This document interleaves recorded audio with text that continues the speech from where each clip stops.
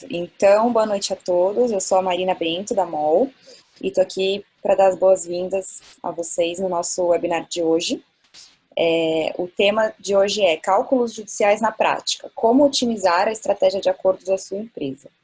Então, a gente está contando hoje com a presença de dois especialistas para falar sobre o tema e do Rodrigo Superti, que é o nosso head de vendas aqui da MOL. Então, Rodrigo, se você quiser se apresentar rapidamente, depois eu passo a bola para o Luiz e para o Paulo. Boa noite. Boa noite. Vamos dar foco para o nosso pessoal aqui, nossos convidados. Prazer estar com todos aqui. E aí, os especialistas que a gente trouxe hoje para conversar com vocês são o Luiz Carlos Bernhoff, que é sócio fundador da Bernhoff, com experiência em cálculos judiciais, gestão de terceiros, contabilidade e consultoria tributária. Então, seja muito bem-vindo, Luiz. Muito bom estar com vocês, podendo compartilhar um pouquinho desse assunto. E eu espero que a gente tenha aí uma horinha bastante produtiva, tá? Com certeza. Paulo, que é o meu sócio. Isso, eu vou apresentar aqui agora o nosso outro especialista, que ele é também sócio, né, da Bernhoff, administrador, contador, pós-graduado em perícia e especialista em gestão de contingência trabalhista e cálculos judiciais. Seja muito bem-vindo, Paulo. Boa noite a todos, obrigado pela presença aí. Creio que uma horinha, como o Luiz falou, aí vai ser muito produtiva e bem interessante para todo mundo. Legal. O nosso webinar vai ter duração de 1 hora, né? Então a gente fica junto aqui até às 7 horas da noite.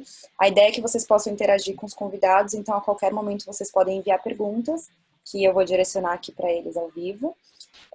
Você pode mandar as perguntas aqui pelo chat.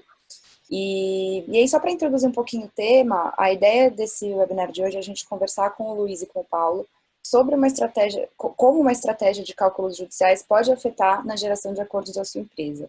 Então, a ideia é entender um pouco sobre as práticas mais recomendadas, né, e facilitar o desenvolvimento de um caminho que faça sentido dentro de cada empresa. Então, para começar, eu queria pedir para vocês contarem um pouquinho sobre o que é a Bernhoff, para os espectadores, né? E sobre o trabalho que vocês fazem aí para que todo mundo possa conhecer melhor. Tá bom. Eu posso começar. Bem, a Bernhoff é uma empresa de consultoria. Nós atuamos em algumas áreas. A área de cálculos é uma delas. A empresa existe desde 96. Já temos aí 24 anos. Inclusive, completamos agora, em agosto, 24 anos de trajetória. E essa área de cálculos, especificamente, ela começou em 2006. Eu considero que 2006 foi um ano muito importante, a gente abriu essa nova frente, nós prestávamos outros tipos de serviço, aí eu acho que não cabe aqui explicar tanto, porque seria muito longo. Mas em 2006 nós começamos a atuar com esse tipo de trabalho. E em 2006, na verdade, por volta de 2006, um pouco antes até, as empresas começaram a valorizar mais os cálculos judiciais, né? Por conta de escândalos contábeis, as provisões elas passaram a ser muito mais criteriosas, as empresas deixaram de olhar de qualquer maneira para o cálculo judicial, ele passou a ser mais checado, mais testado, as empresas passaram a ter mais controle sobre o valor das suas provisões. A gente já vem de algum tempo, né? É um movimento já de, eu acho que uns 20 anos para cá, as empresas vêm tendo uma redução significativa nas suas margens de lucro. Todo mundo aí, advogado, pessoal de TI, cálculos, todo mundo vem sofrendo com isso, porque as empresas vêm enxugando, né, vêm sendo muito criteriosas, e elas passam, nesse movimento, a olhar com muito mais detalhe o cálculo judicial. Elas passam a acompanhar mais de perto os números. Então, o que a gente percebe é que, nos últimos anos, você não pode errar, você tem que ser muito assertivo no número que você apresenta. Então, começaram a surgir empresas de cálculo, né? O cálculo deixou de ser feito por um estagiário ou por um advogado um pouco mais curioso que entendia e se arriscava em fazer, e ele começou a ser feito de maneira mais, eu diria, mais profissional. Antes, existia, claro, o profissional e o profissional competente, mas ele sempre teve uma dificuldade de fazer isso em escala. Então, em 2006, a gente entra nesse mercado, entra nessa nova área, e com a proposta de conseguir aliar qualidade e também escalabilidade, né? A gente precisava ser assertivo, precisava ser um número confiável, mas a gente precisava também responder a uma demanda do mercado, que era fazer em grande volume, né? E aí a área começou e foi se desenvolvendo, cresceu, e hoje a gente já atua aí em 6 cidades, 2 delas em São Paulo, São José dos Campos e São Paulo. Atuamos também no Rio, em Belo Horizonte, em Recife e em Natal. Então, crescemos muito. Hoje, a empresa, como um todo, conta com cerca de 400 colaboradores, e desse contingente, cerca de 85 focados em cálculo, né? Focados em cálculos judiciais, ou seja, é uma fatia bem significativa do nosso negócio. E continua crescendo, né? Continua crescendo, tanto os cálculos cíveis quanto cálculos trabalhistas. Tributário tem alguma coisa, mas é pouco. O foco maior é o cível e o trabalhista. Eu acho que essa é uma rápida introdução, só para situar vocês, mas essa é a Benhoff, né? Atuamos em algumas frentes, e uma delas, que é o objeto desse webinar aqui, cálculos judiciais. Legal, Luiz, muito obrigada aí pela introdução. Aí, agora vamos partir para uma próxima pergunta já, para a gente começar no tema mesmo dos cálculos. Então, cada vez mais a gente vem observando uma tendência muito positiva, né, dos departamentos jurídicos atuarem de uma forma mais estratégica, então se envolvendo com outras áreas da empresa. Então, considerando uma atuação com foco financeiro, os cálculos judiciais surgem como uma estratégia muito importante, né, nas empresas. Então, qual que é a importância das empresas desenvolverem melhor essa frente, na opinião de vocês, e conhecerem os reais riscos envolvidos nas políticas de acordo que elas acabam criando internamente? Bom, na verdade, é bem como o Luiz falou, né? Antigamente, os cálculos, principalmente a parte de contingenciamento, não tinha um viés muito, um foco muito grande das empresas. Cálculos iniciais, realmente, a revelia, não observavam a parte da documentação, na liquidação dos casos, e isso foi mudando ao longo do tempo, né? É óbvio que, hoje em dia, um passivo, um contingenciamento superavaliado, ele acaba trazendo muito prejuízo para a empresa, assim como um sub também avaliado acaba trazendo um prejuízo enorme para as empresas, né? Voltando à parte do acordo, eu acho que isso se faz mais latente ainda por conta de campanhas, né, que as empresas hoje, mais no momento atual da pandemia, acabam virando mais o seu olhar para o seu passivo, onde ele consegue, através de algumas atitudes ou de alguns acompanhamentos internos desse provisionamento, conseguir ser mais efetivo. Então, com isso, ele consegue, na verdade, ter mais êxito nos acordos feitos pelas empresas, ele consegue ter um viés e um caminho muito mais fácil para poder diminuir esse contingenciamento, né, esse passivo dele, e uma das lógicas de você fazer uma campanha de acordo é diminuir esse passivo. Então, com isso, as empresas conseguem realmente trazer um ganho e um preventivo muito grande para as empresas. Eu poderia complementar, Marina, dizendo o seguinte: nessa onda de profissionalização, todo mundo está trabalhando, indo mais no detalhe, né? Indo mais no detalhe. Quando Paulo fala do problema de um processo subavaliado, ele está falando de um problema gigante que é você provisionar um determinado valor e na hora de liquidar e de pagar e de encerrar o processo não tem dinheiro, não tem verba, não tem recurso disponível para liquidar. Isso é um problema, é um drama nas empresas, né? Simplesmente a coisa trava.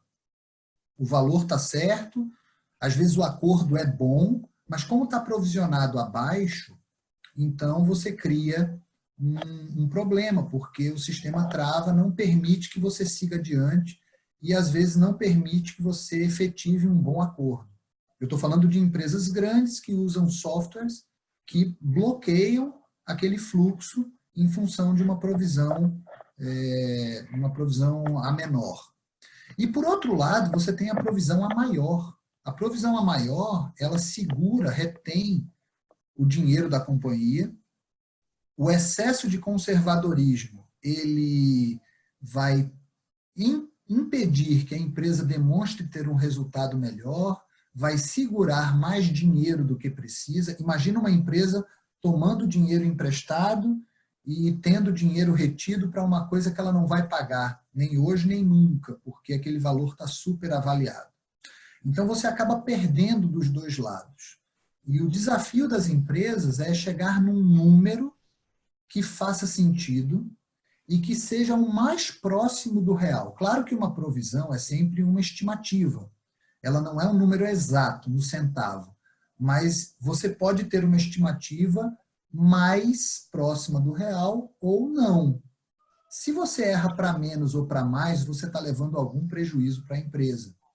E você está dificultando uma política de acordo coerente, uma política de acordo benéfica para a empresa, você fica sem parâmetros e assim por diante. Então, assim, num mundo aí cada vez mais competitivo e disputado, onde cada detalhe pode fazer a diferença, esse trabalho de cálculos tem sido muito importante, porque se você tem uma condução processual perfeita, contrata o melhor advogado, a melhor banca de advogados, mas você não tem segurança no número, isso vira um problema. E falando de acordos, isso vira um problemão, porque ou você não faz o acordo, ou você faz um mau acordo, né? Então, isso aí tem impulsionado, inclusive, o nosso negócio, porque as empresas têm cada vez mais tentado reduzir a sua base. É muito caro administrar um passivo, né? E com seus custos, né, de software, de advogado, de controles administrativos, e de custas, e de juros, e de etc., você tem um custo muito alto. Então, isso aí é uma motivação para que você tenha cálculos assertivos e para que você tenha uma política de acordo muito bem fundamentada e efetiva. Perfeito. Então, até aproveitando já, Luiz e Paulo, pegando um gancho que vocês falaram sobre assertividade, né? Acho que esse é um ponto que realmente assim, a gente entende que existe uma preocupação bastante grande, né, principalmente do nosso lado, né, quando a gente trabalha muito fortemente a execução dos acordos, né, de ter um número que ele seja, que ele reflita de fato o risco real do processo, né? E aí, talvez, olhando um pouco essa questão da assertividade, não sei se vocês conseguiriam dar essa visão para a gente ou não, né? Se tem alguma indústria específica que aí, olhando o momento hoje do mercado, que está eventualmente mais exposta a isso, né? Ou assim, olhando a questão da assertividade mesmo, pensando assim, qual é a chance, né, de você ter um progresso de uma campanha de acordo melhor se você tiver um cálculo que seja mais condizente com a realidade processual, porque eu acho que isso está muito no dia a dia de vocês, né? Vocês recebem carteiras que vêm ali para vocês liquidarem, muitas vezes que você tem ali é uma decisão judicial que ela vem num juridiquês, vamos dizer assim, e você precisa fazer uma tradução daquilo para um número, né? E esse número é o que você está dizendo, ele precisa estar refletido na contabilidade para a empresa poder, de fato, ter o recurso ali para liquidá-lo, né? Então, se você puder dar para a gente uma visão, assim, que discrepâncias normalmente vocês encontram, né, quando vocês estão executando o tipo de serviço que hoje é o trabalho foco da Mayhofer. Muitas empresas adoram a palavra, né? Vamos fazer uma campanha de acordo. A frase é bonita e todo mundo quer fazer. O grande problema é realmente a estrutura, a política como o Luiz bem destacou, de uma campanha de acordo bem feita, bem fundamentada, de acordo com as políticas internas da empresa. O maior problema, Rodrigo, que eu vejo hoje nesses projetos é a organização, tá? Você muitas vezes tem a vontade, quer fazer, mas quando vai para a parte prática, que é o nosso caso aqui na Berhoff, que nós atuamos mais em relação a essa massa, né? Quando existem esses projetos, é a parte da documentação. É a parte onde nós temos que colher informações da empresa, colher aqueles parâmetros, aqueles fluxos, para que nós possamos ser muito assertivos nos cálculos e a política de campanha de acordo não ser um tiro no pé. O grande problema é isso. Muitas vezes você faz uma campanha de acordo grande, mas não consegue se estruturar documentalmente, né? Para que possa ter um resultado assertivo e principalmente com os valores, né? Então, assim, se você tiver um parâmetro de um cálculo que na base dele você não consegue oferir uma evolução salarial, uma compensação de valores, um cartão de ponto bem oferido, então, você não consegue realmente ter aqueles números que possivelmente irão totalmente em discordância com o percentual de acordo que você faz na sua campanha. Então, isso é muito prejudicial e a gente acha muito nesses projetos, dessas campanhas grandes. Na prática, você está colocando, Ana Paula, que assim, não tendo, né, uma clareza, ou não tendo a questão do documental que comprove algumas coisas, você possivelmente está entrando numa... Logicamente, o acordo ele tem um viés muito importante, que é a redução do estoque, que é a redução da carteira que a gente falou, e quando você reduz essa carteira, você traz todos os custos para um platô menor do que aquele que você tinha, né, mas tendo o número corretamente, tendo as evidências, você conseguiria negociar muito melhor, né, o caso especificamente, naquele processo específico, né? Porque tem essa questão também, muitas vezes você tem um volume muito grande, daí existe essa tendência de tentar tratar o volume de uma forma igual, quando na verdade não é o ideal, né? Você ter ali a assertividade do caso, né? Perfeito, acho que é isso mesmo. Muitas vezes a gente olha o todo, mas na verdade tem que olhar a parte micro, né? Do projeto, enfim, dessa campanha de acordo. E acontece muito, né? Na ânsia, às vezes, os TRTs vivem ano a ano, estimulando as empresas em campanhas de acordo, mas existe 2 semanas, assim, vão ter 2 semanas de campanha de acordo. Aí, naquela semana, a empresa quer correr para poder fazer acordo, mas não tem nada, não tem uma base, não tem um provisionamento assertivo, não tem nada, né, no seu estoque, no seu sistema, para que possa servir de base, para que ele possa realmente fazer campanhas assertivas, né?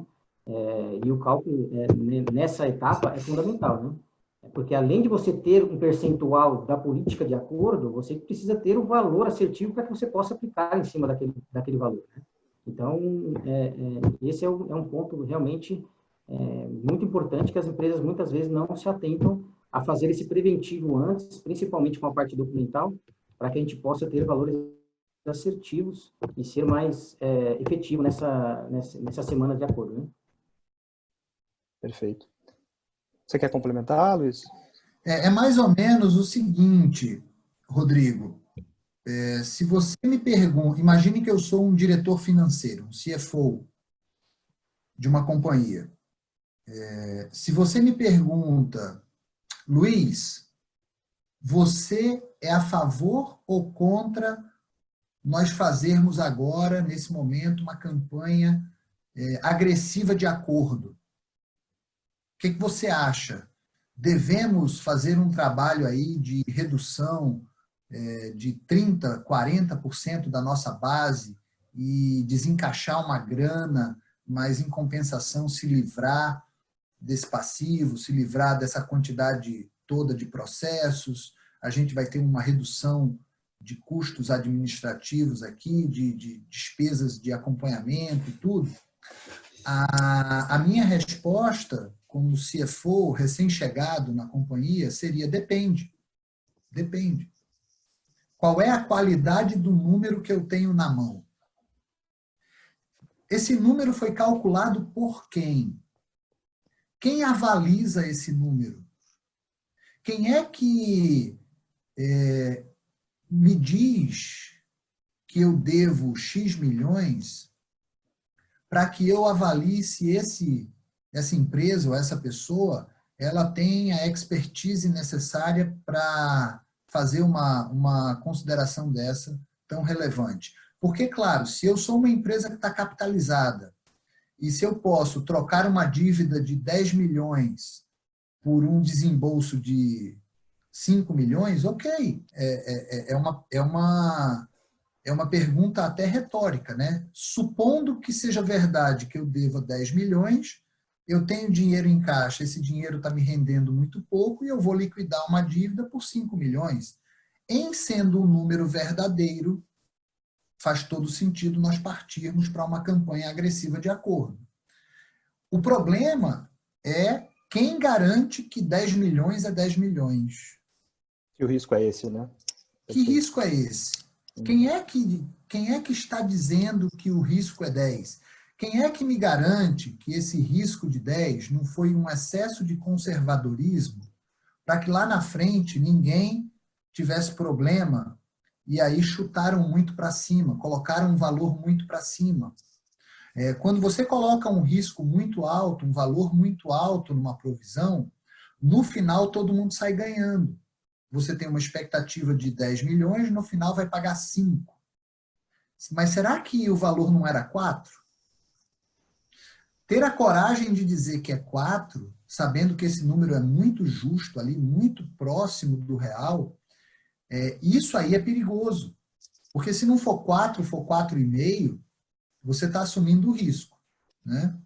Enquanto que se você disser que é 10 e no final der 6, parabéns para você. Mas se você disser que é 4 e no final for 4,5, o que negócio é esse? Você errou.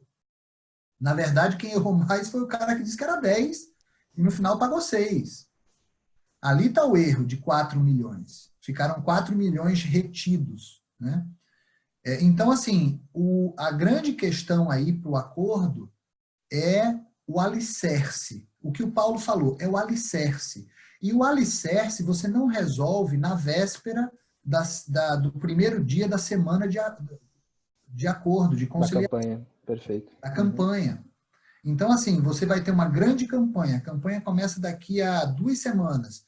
E aí você quer, em 2 semanas, preparar tudo para a campanha. É muito difícil. Você até consegue algumas coisas, né? Mas é muito difícil você ter uma base sólida, um alicerce, né?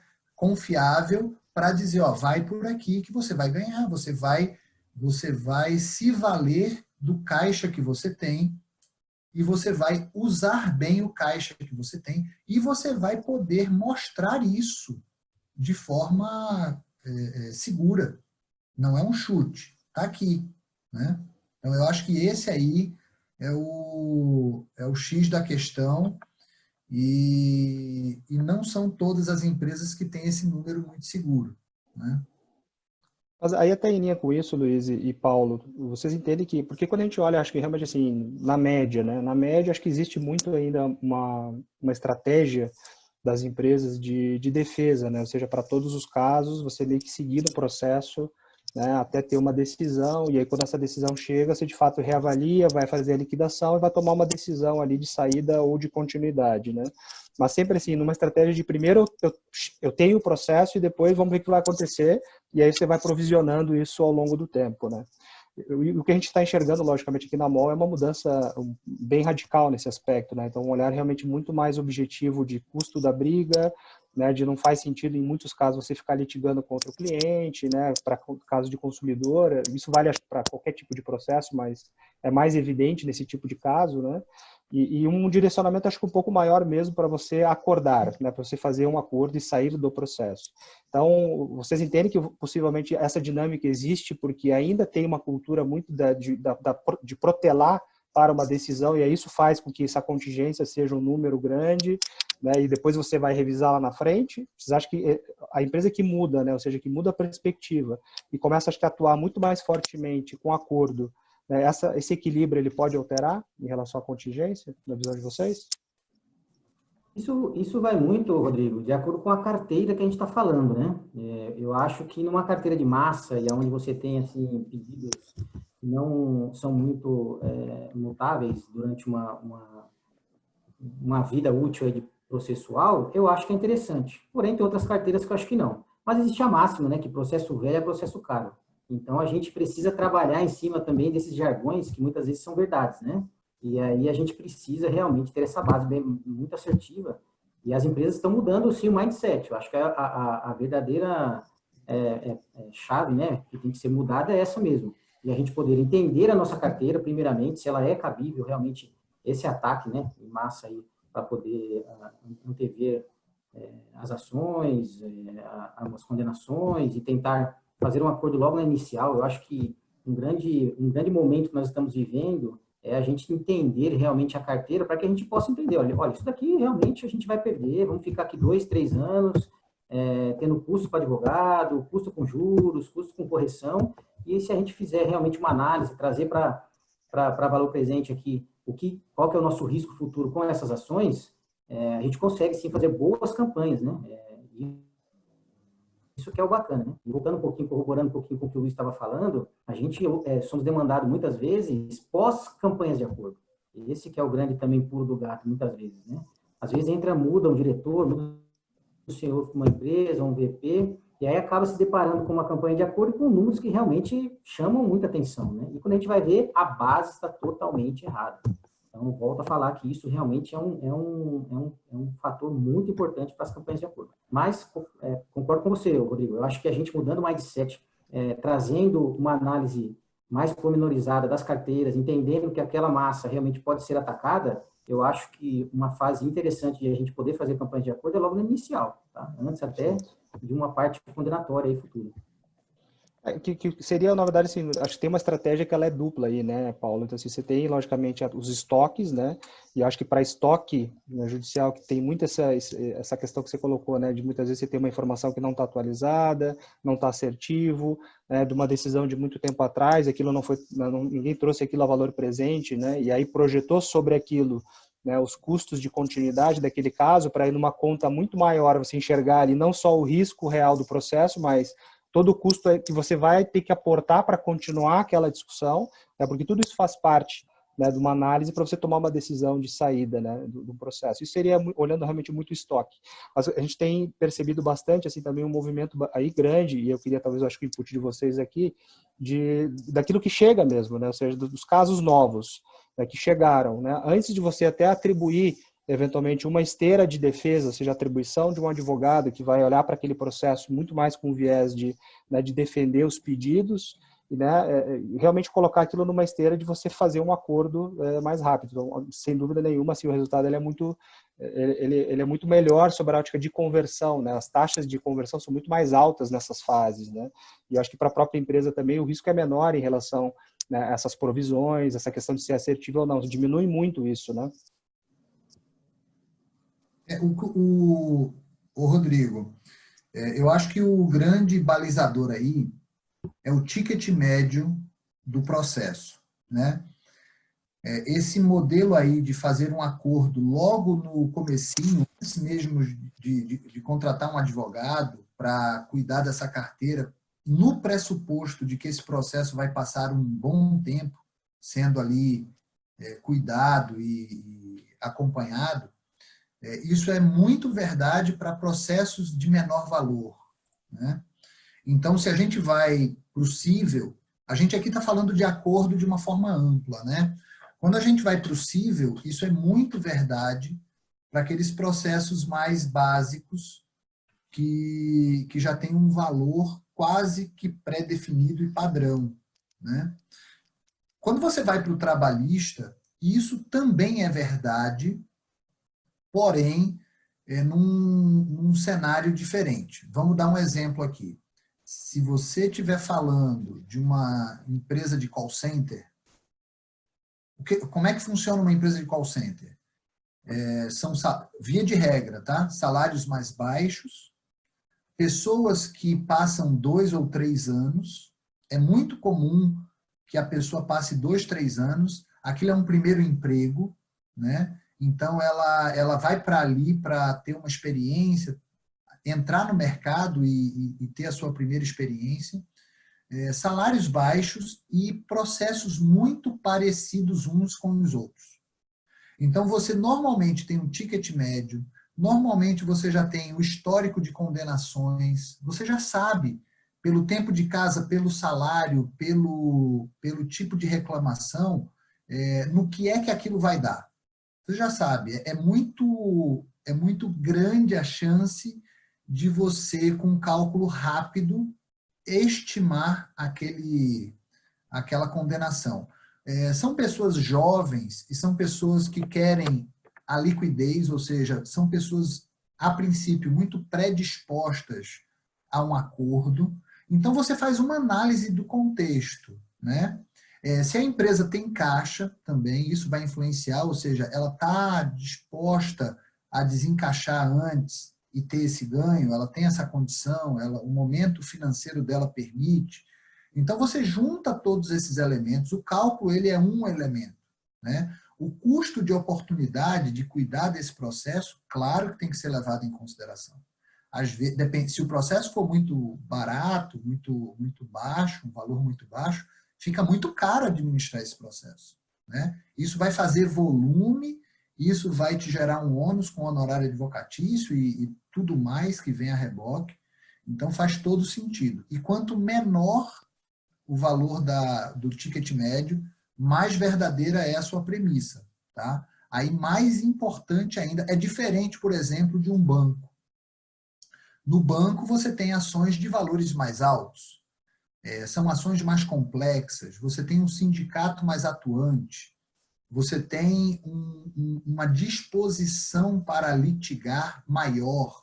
Então, não é tão simples. Pode haver também, claro, uma campanha mais agressiva de acordo, mas você fica...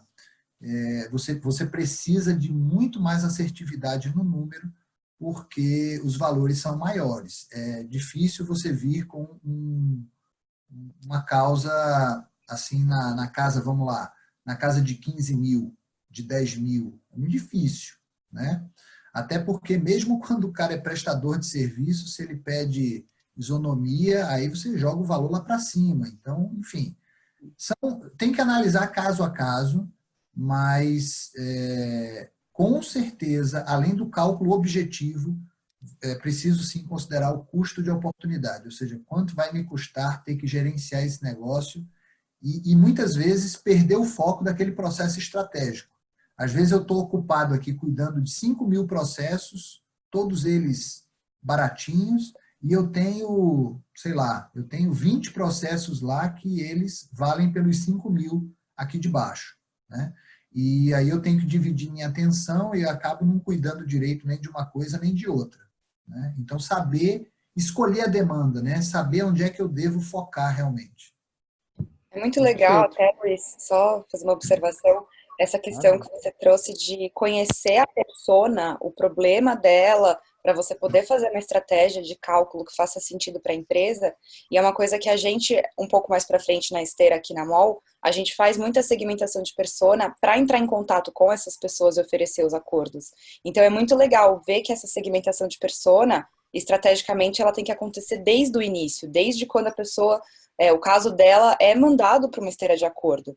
Então é legal e está muito alinhado com o que a gente pensa aqui na MOL e com o que a gente faz no nosso dia a dia. É bem bacana você trazer esse ponto.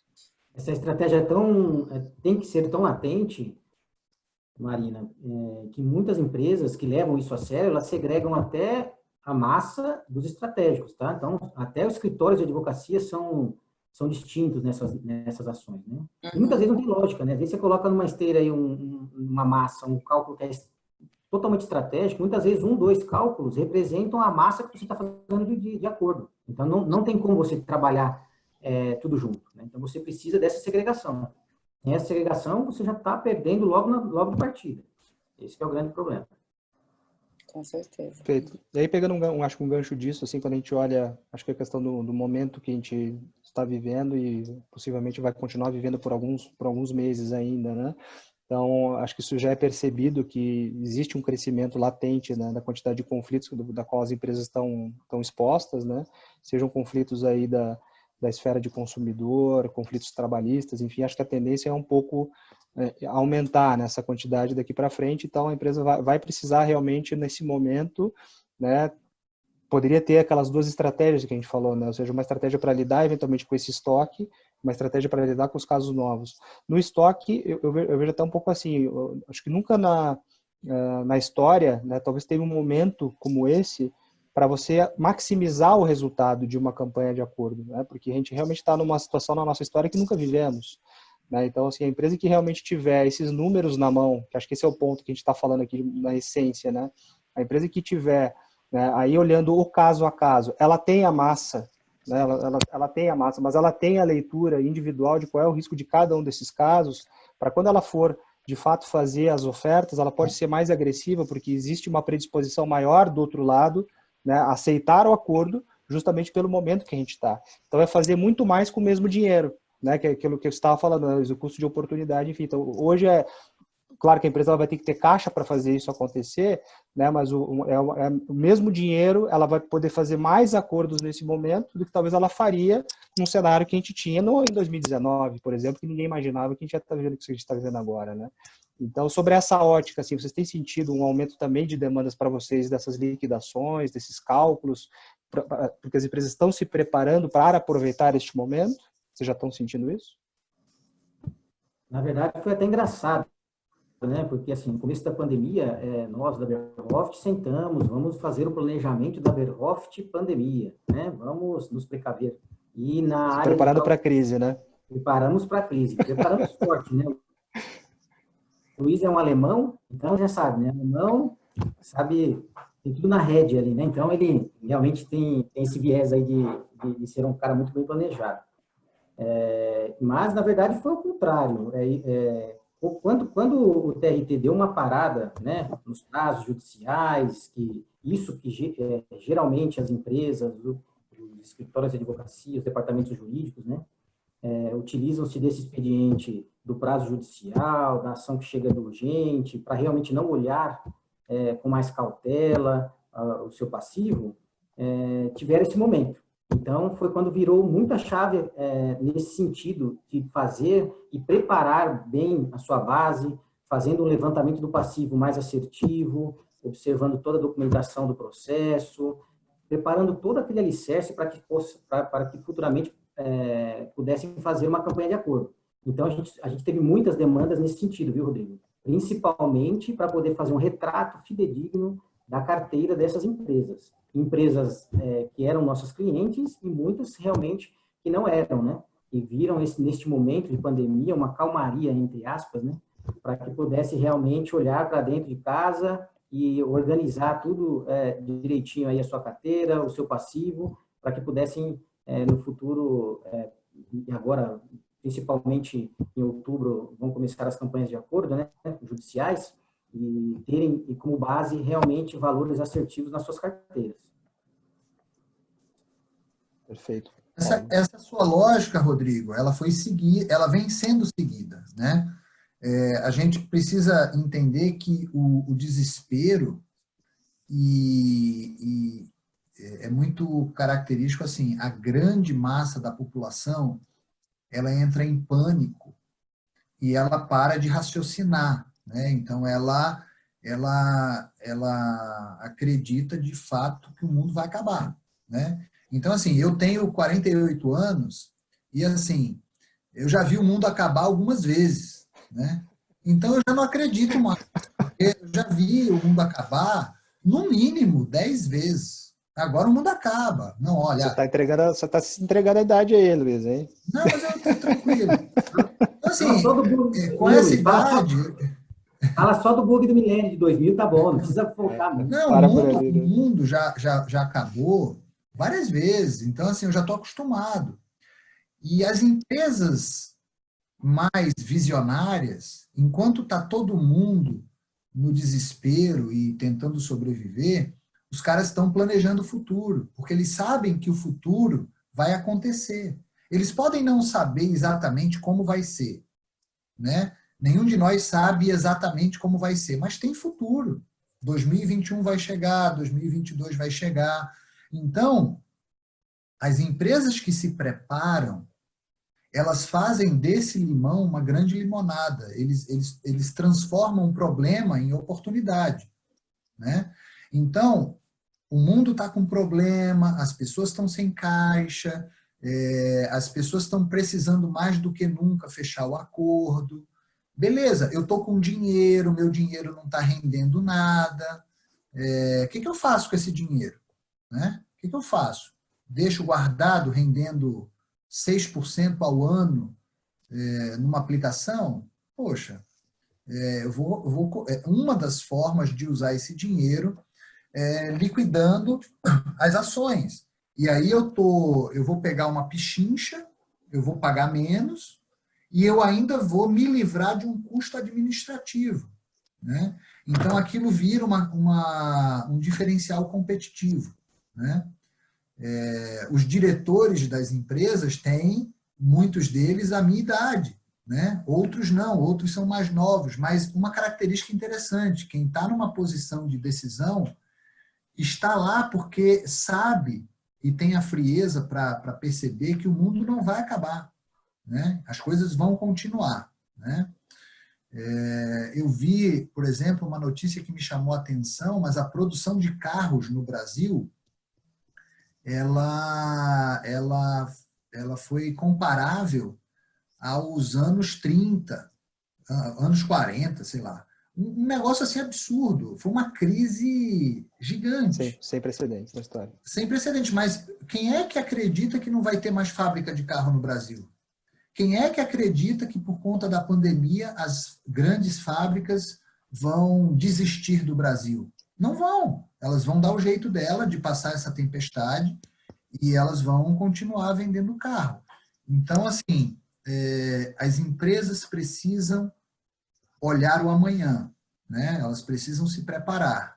E uma boa campanha de acordo, ela representa uma reversão muito grande de resultado, porque os valores estão provisionados, né?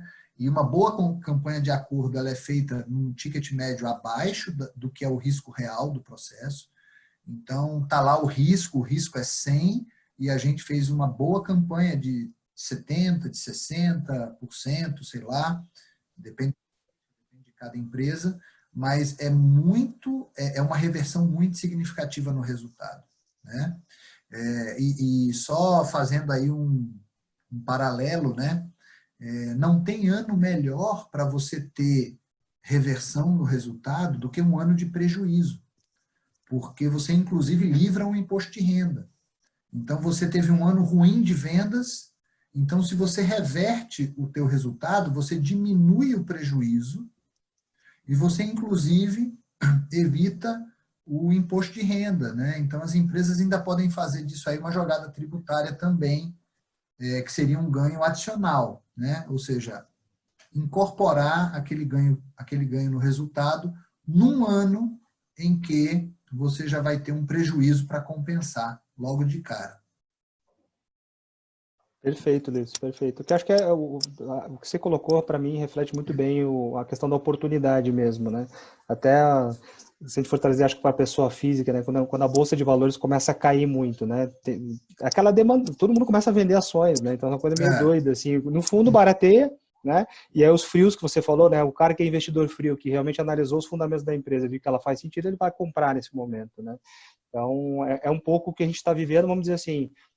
Para as empresas que souberem aproveitar esse momento de crise, você vai ter aí realmente uma liquidação, né, possível do teu contencioso, né? Claro que você vai ter que, com toda a inteligência, né, e acho que aí eu já devolvo aqui uma pergunta para vocês, pensando assim, né, num gestor jurídico que talvez nunca tenha feito, né, uma campanha, nunca tenha talvez estruturado esse processo dentro da companhia, né? O que vocês sugeririam assim de passo a passo, né? Ou seja, qual que seria o primeiro passo, o que ele tem que olhar? A gente já foi falando algumas coisas aqui, mas se a gente tivesse talvez que organizar assim nos principais passos, o que vocês diriam, né, para ele aproveitar esse momento, ou seja, para ele realmente aproveitar essa onda, né, que a gente está vivendo agora para fazer um bom resultado? O que vocês diriam que seria a recomendação de vocês? Eu diria que alguns passos são obrigatórios, né? O primeiro deles é saber quanto custa cuidar de um processo. Quanto custa isso, né? Quando eu tenho uma estrutura administrativa própria no meu departamento, quando eu tenho um escritório terceirizado que toca aquelas ações, quando eu tenho um custo com software, quanto custa administrar um processo? Manter um processo no meu estoque custa quanto? Isso é uma informação básica. Segunda informação, qual é o risco real daquele processo? Eu preciso saber, na pior das hipóteses, essa ação levada até a última fase, ela me custará quanto? Tá? Essa informação é básica também, mas ela não é suficiente. Eu preciso ter também um histórico de condenações, ou seja, eu vou ter o risco, que seria o valor máximo que eu pagaria indo até o final, mas eu tenho também um histórico de condenações. Ou seja, em casos semelhantes a este, qual tem sido o desfecho? Então, eu vou ter aí 3 informações. Eu vou procurar saber qual é a minha verba, e aí eu vou montar uma política de acordo, né?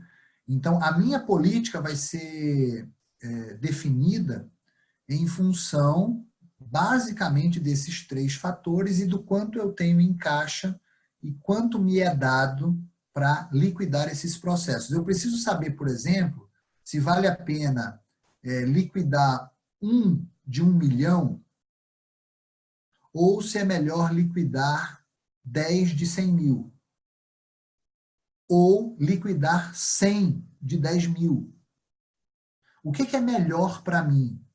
Né? Porque se eu tenho um custo de gerenciamento de processos mais baixo, pode ser que liquidando de 1 milhão eu ganhe mais, porque esse processo no final sairia por 2 milhões.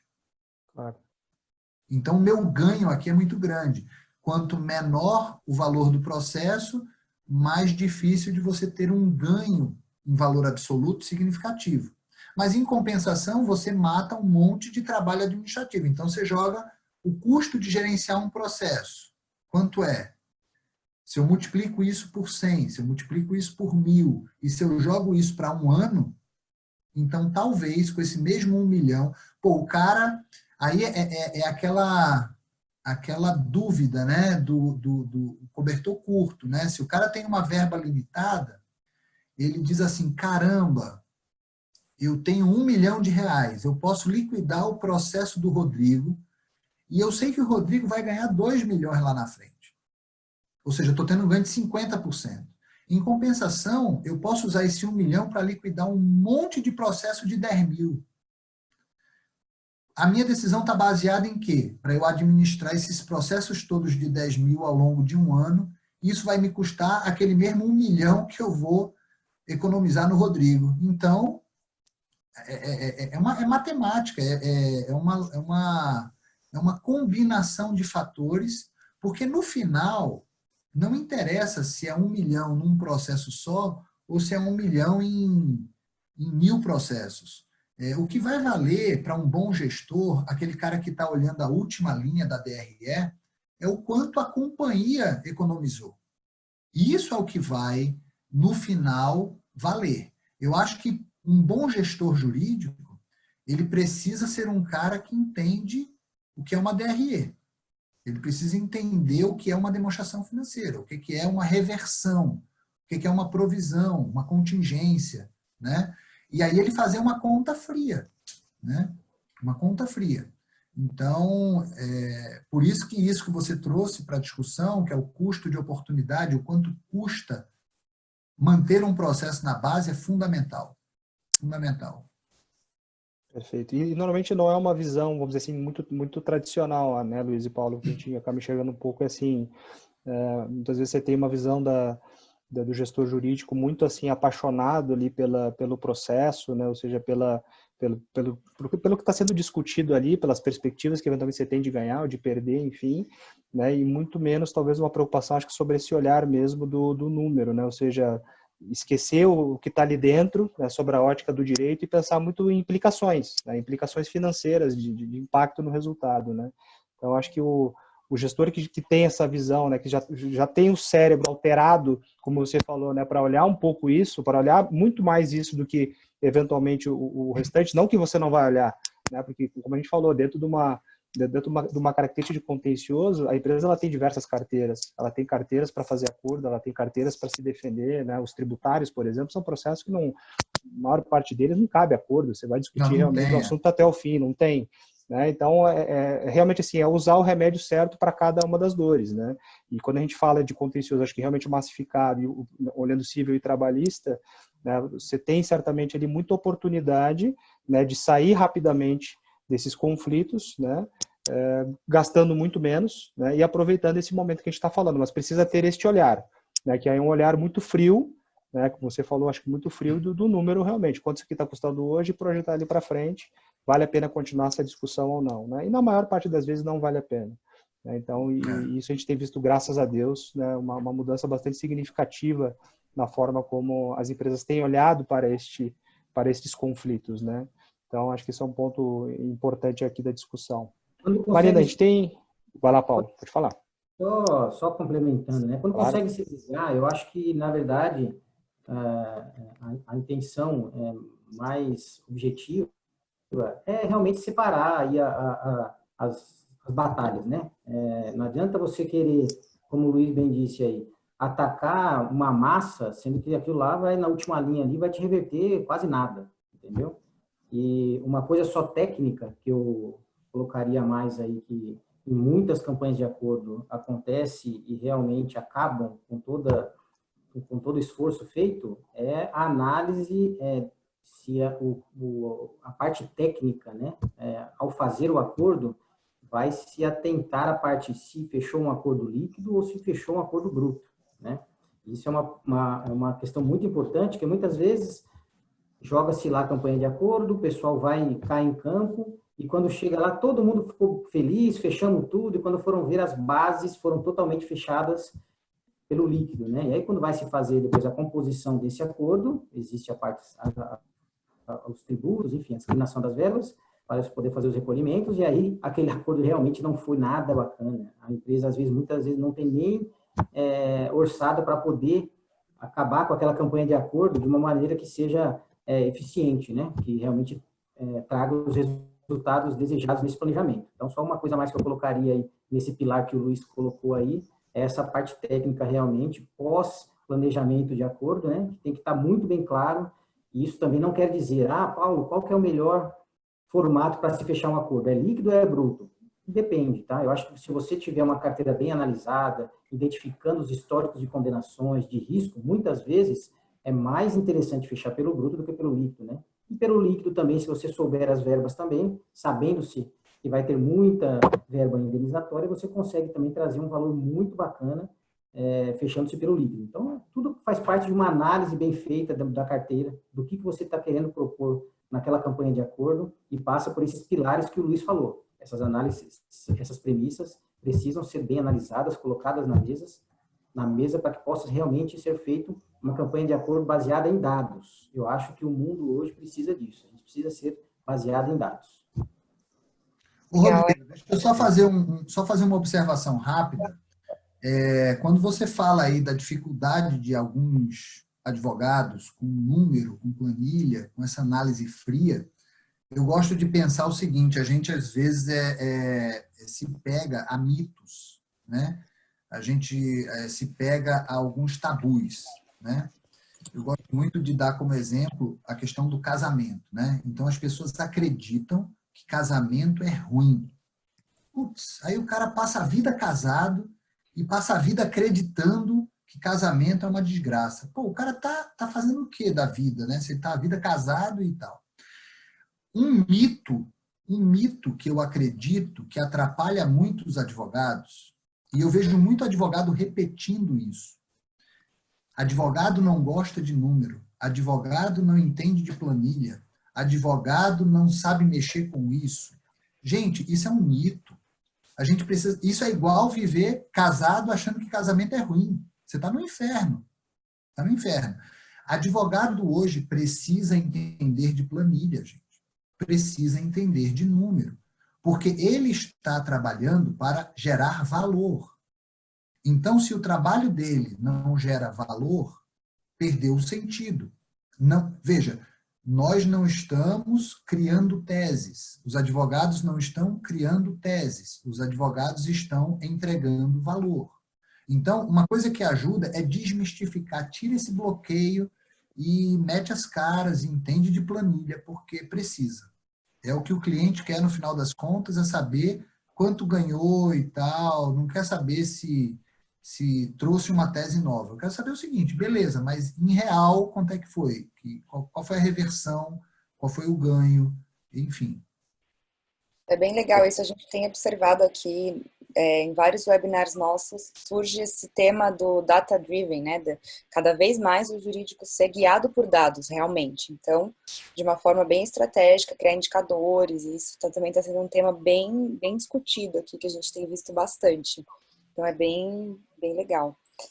A gente está chegando nos últimos minutos aqui, então eu queria pedir para vocês fazerem as considerações finais para a gente poder daqui a pouquinho encerrar. Então, fiquem à vontade aí para deixar uma última mensagem para o pessoal que está assistindo. Quem quer começar? Bem, eu queria agradecer o convite, Rodrigo, agradecer também a Marina. Foi um prazer participar com vocês. E eu espero ter contribuído, né? Um bate-papo, a proposta era essa, um bate-papo bem informal, até casamento eu botei no meio, gosto de falar sobre casamento, mas era isso, eu espero ter agregado valor para não ter tomado o tempo de vocês em vão, e enfim, precisando aí de algum esclarecimento, eu estou à disposição também. Legal, Luiz. Também queria agradecer aí o convite da MOL aí, a Marina, o Rodrigo, bate-papo bem bacana aí. Espero também ter sido esclarecedor aí para o pessoal que está assistindo. Estendo também aí, se tiverem alguma dúvida, depois pode entrar em contato com o pessoal aí para a gente poder auxiliá-los. E só deixar também que eu sou casado há muito tempo, é difícil, mas é bom. Eu também não tenho nada a reclamar, não. Eu não tenho nada a reclamar, rapaz. E na pandemia, eu acho que veio trazer isso, né? Na verdade, você ou fica casado ou você sai fora correndo, né? Mas eu agradeço a Deus aí pela minha esposa aí, meu casamento é uma bênção, meus filhos também, dão muito trabalho todo mundo, mas é uma bênção. E foi muito bacana o bate-papo aí, espero ser convidado para outros aí. Com certeza. Rodrigo, quer deixar uma última mensagem também? Só agradecer para vocês todos, muito obrigado, acho que o papo foi bacaníssimo. A ideia aqui era a gente fazer essas provocações, acho que a gente conseguiu despertar, né, algumas mensagens aí na nossa audiência. Mais uma vez, obrigado a vocês e obrigado a todo mundo que nos assistiu. Bom, pessoal, então, obrigado também a vocês por terem topado participar, Luiz e Paulo, acho que foi muito, muito bacana, tenho certeza que gerou muitos insights legais para quem está assistindo, para nós, inclusive, a gente sempre aprende muito. E para quem está aqui acompanhando, eu coloquei no nosso chat o link para assinar a nossa newsletter, quem tiver interesse. A gente está fazendo um webinar por semana, às quintas-feiras, às 6 da tarde. Então, fiquem à vontade para se inscrever, receber as novidades. Seguir a gente também nas redes sociais. A gente está no LinkedIn, no Instagram e no Facebook, como Mediação Online. E fiquem à vontade também para enviar comentários, dúvidas, sugestões para o nosso contato, @mediaçãoonline.com. E é isso, a gente se vê no próximo webinar. Muito obrigada a todos e boa noite. Valeu. Tchau, tchau, gente. Tchau, tchau. Boa noite, tchau, tchau.